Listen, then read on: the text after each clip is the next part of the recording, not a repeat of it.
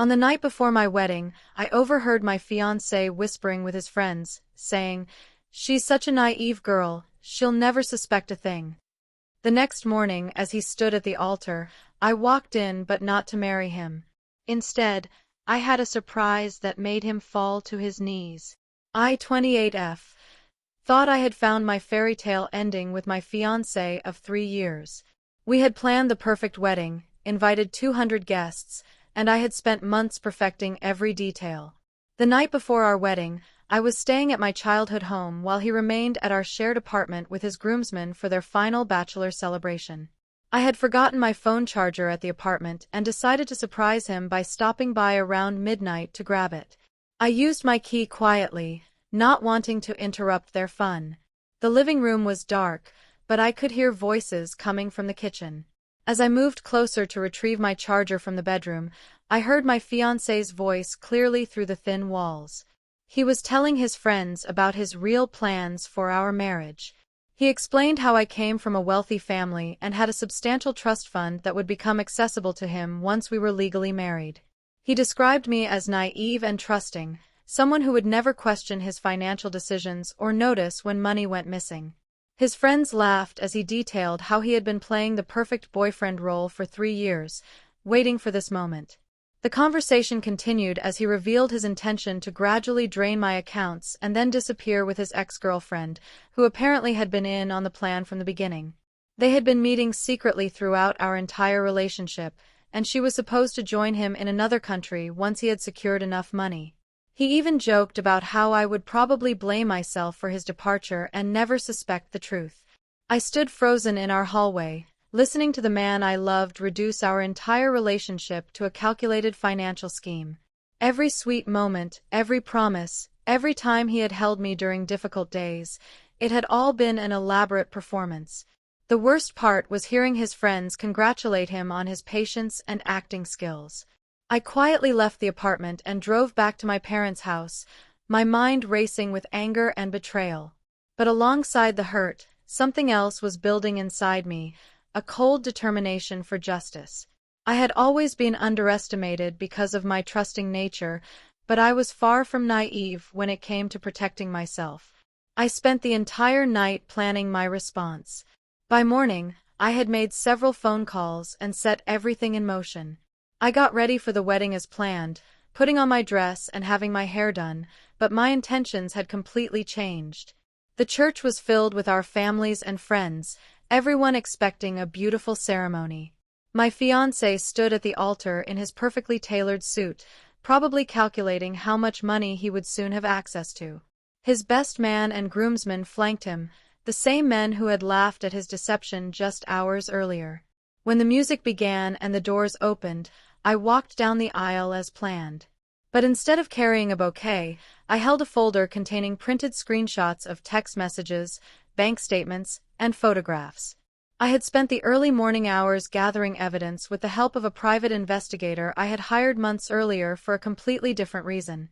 The investigator had originally been looking into some suspicious activity around my family's business, but when I called him that morning and explained the situation, he revealed that he had actually uncovered information about my fiancé during his other investigation.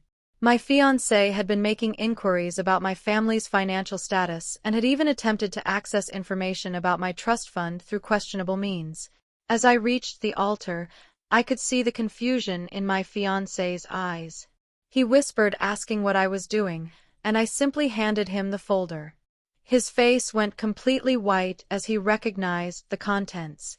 The text messages between him and his ex-girlfriend were particularly damning, including detailed discussions about their timeline for taking my money and leaving the country. I turned to address our guests, explaining that there would be no wedding today because the groom had been planning to defraud me and disappear with another woman. I shared enough details to make the situation clear without being unnecessarily cruel to our families. The church erupted in shocked murmurs and gasps. My fiancé tried to deny everything, but I had prepared for this moment. I announced that I had already contacted the authorities about his attempted fraud, and that his ex-girlfriend had been arrested that morning trying to board a flight with a fake passport. The private investigator had discovered that she had been involved in similar schemes before and was wanted in 2 other states. The most satisfying moment came when I revealed that I had never actually given him access to any of my real financial information. The bank accounts he thought he knew about were decoy accounts I had set up months earlier when I first started feeling suspicious about his sudden interest in my family's wealth. The real trust fund and assets were completely protected and had been moved to accounts he had never heard of. His knees literally buckled when he realized that his 3-year plan had been based on false information and that I had been aware of his true intentions longer than he knew. He fell to the ground right there at the altar, the weight of his failed scheme and impending legal consequences overwhelming him. Update 1. The aftermath was swift and decisive. My fiancé was arrested at the church and charged with attempted fraud and conspiracy. The investigation revealed that this was not his first attempt at this type of scheme. He had targeted 2 other women in different cities over the past 5 years, successfully stealing money from one of them before disappearing.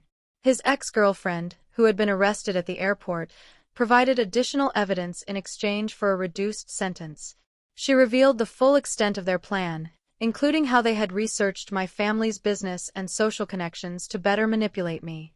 They had even planned specific conversations and romantic gestures designed to make me more trusting and less likely to question financial decisions.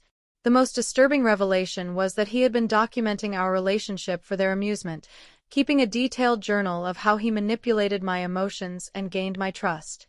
The investigators found this journal during their search of our apartment, and it provided clear evidence of premeditation and intent to defraud. My family was initially devastated that they had welcomed him into our lives and trusted him with sensitive information about our business. However, they were also proud of how I had handled the situation and protected our family's interests. My father admitted that he had started having doubts about my fiancé's motivations but had not wanted to interfere with my happiness. The private investigator explained that my instincts had been correct to hire him originally.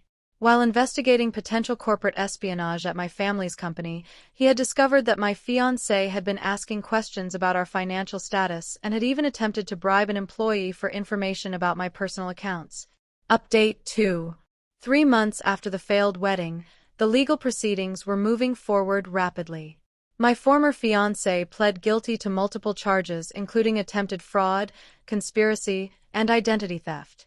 The evidence was overwhelming, and his lawyer advised him that fighting the charges would only result in a longer sentence. During the investigation, authorities discovered that he and his ex-girlfriend had been running this scheme for nearly a decade. They had successfully defrauded 4 other women out of a combined total of over $800,000.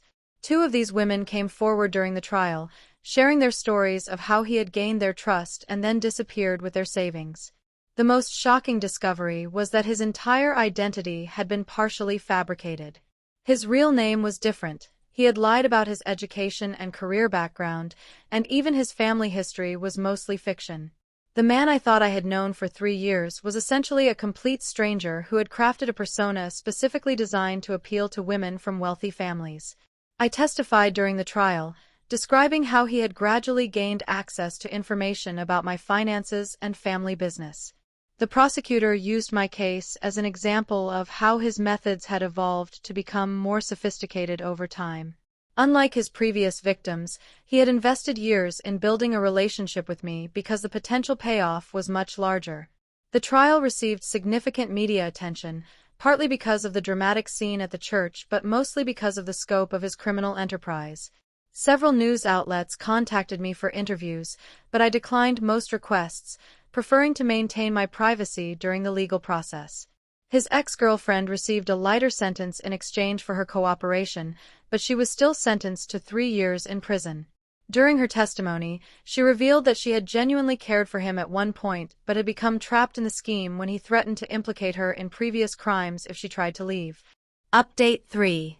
6 months later, my former fiancé was sentenced to 12 years in federal prison. The judge noted the calculated nature of his crimes and the devastating impact on his victims when determining the sentence. He was also ordered to pay full restitution to all of his victims, though most of the stolen money had already been spent or hidden in offshore accounts that authorities were still trying to locate. The experience fundamentally changed how I approach relationships and trust. While I do not regret exposing him and protecting myself, the betrayal left deep emotional scars that required months of therapy to process. Learning that someone could fake genuine emotions and affection so convincingly for such an extended period made me question my ability to judge character. However, the experience also revealed my own strength and resilience. Many people, including some family members, had initially suggested that I should have confronted him privately or tried to work things out.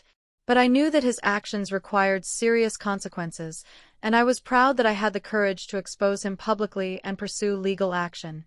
The private investigator who helped me became a trusted advisor for my family's business security. He implemented new protocols to protect our financial information and taught us how to recognize potential threats.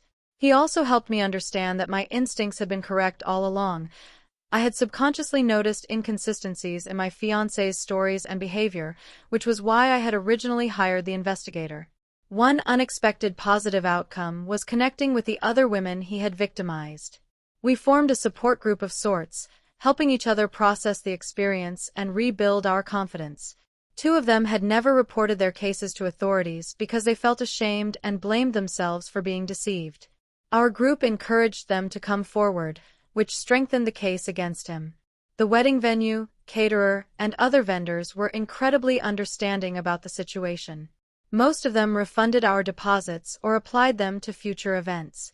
The flowers that had been intended for the ceremony were donated to a local hospital, and the reception food was given to a homeless shelter. My family used the experience as a learning opportunity, implementing new security measures for our business and personal finances. We also established a foundation to help other fraud victims, particularly women who had been targeted in romance scams. The foundation provides legal assistance, counseling services, and financial advice to help victims rebuild their lives. Looking back, I am grateful that I discovered his true intentions before the marriage was finalized. The legal and financial complications would have been much more complex if we had actually been married when his scheme was exposed. More importantly, I learned that trusting my instincts and protecting myself was not naive or paranoid, it was necessary and wise. The experience taught me that real love does not require someone to prove their worthiness through financial vulnerability. A genuine partner would never view my family's success as an opportunity for personal gain, and would never mock my trusting nature behind my back. When I do choose to open my heart again, it will be to someone who values honesty and integrity above all else.